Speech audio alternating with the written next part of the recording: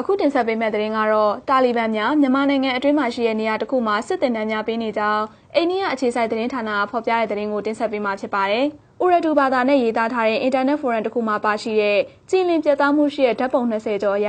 တာလီဘန်တွေဟာရိုဟင်ဂျာလို့ခေါ်တဲ့မွတ်စလင်များဘင်္ဂလားဒေ့ရှ်နိုင်ငံသားတွေနဲ့အင်ဒိုနီးရှားနိုင်ငံသားတွေကိုစုစည်းပြီးမြန်မာနိုင်ငံအတွင်းမှာရှိတဲ့လျှို့ဝှက်နေရာတစ်ခုမှာစစ်တပ်တွေပေးနေရလို့အိန္ဒိယအခြေစိုက် Asian News International ANI သတင်းဌာနကရေးသားခဲ့ပါတယ်။အဲ့ဒီသတင်းကိုဘင်္ဂလားဒေ့ရှ်အင်တာနက်သတင်းစာတစ်စောင်မှာဩဂတ်စ်လ18ရက်နေ့ကဖော်ပြထားခဲ့ပြီးဖော်ပြထားတဲ့ဓာတ်ပုံတွေမှာလူတစုဟာမြန်မာနိုင်ငံအတွင်းတနေရာမှာရှိတဲ့စစ်တပ်တခုမှလေ့ကျင့်မှုတွေပြုလုပ်နေတာကိုတွေ့မြင်ရပေမဲ့အဆိုပါလေ့ကျင့်စခန်းရဲ့နေရာကိုအတိအကျဖော်ပြထားခြင်းမရှိခဲ့ပါဘူး။တင်နန်းသားတွေကဝိပုစုတောင်းနေတဲ့ပုံတစ်ပုံကိုလည်း website မှာဖော်ပြထားပြီးမျက်နှာတွေကိုဝါထားတဲ့ဓာတ်ပုံတွေမှာလည်းတာလီဘန်အစိမ့်မြင့်အရာရှိတွေကတင်နန်းပေးတဲ့ပုံတွေပါရှိခဲ့ပါတယ်။ဥရဒူဘာသာနဲ့ရေးသားထားတဲ့ပုံစာကို JTTM အဖွဲ့ကဘာသာပြန်ဆိုဖော်ပြခဲ့ရမှာ